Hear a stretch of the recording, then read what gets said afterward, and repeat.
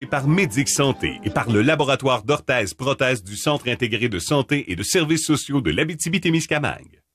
Donc, je me présente, Sandra O'Connor. Je suis la maman de Léa Maillé. Je suis la maman aussi de Anne-Ève Maillé. Toutes les deux sont autistes. Et le papa, Simon Maillé, qui est au travail. Donc, Léa elle a un trouble du spectre de l'autisme avec un TDAH diagnostiqué. Elle prend de la médication aussi. La grande, Léa, elle a 4 ans. La grande sœur Anne-Ève, elle a 6 ans. Elle a un trouble du spectre de l'autisme aussi.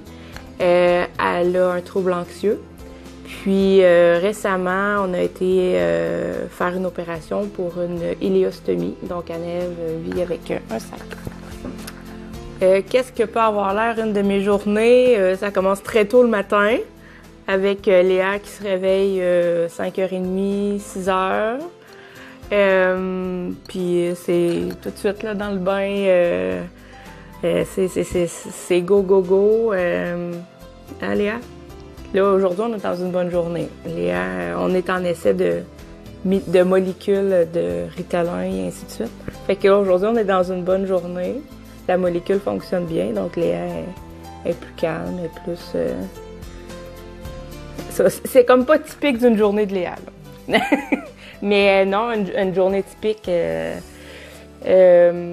exemple, un mardi, ben il faut que j'aille reconduire Anne-Ève à l'autobus. Ensuite de ça, Léa a des rencontres au centre de réadaptation avec son éducatrice.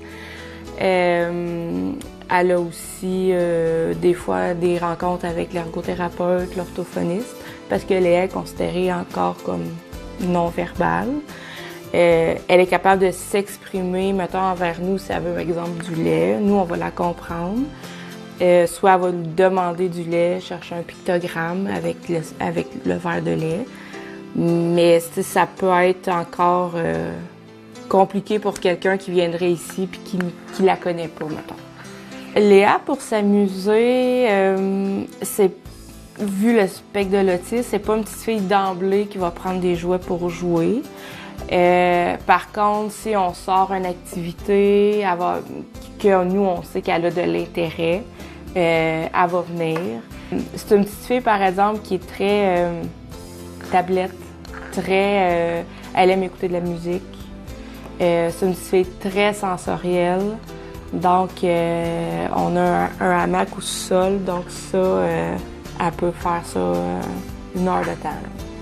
La ressource dans notre vie, ben c'est sûr qu'ils ont contribué financièrement à l'achat d'un hamac sensoriel, qui nous a aidé énormément parce que Léa, avant la médication et tout, on avait des problèmes de crise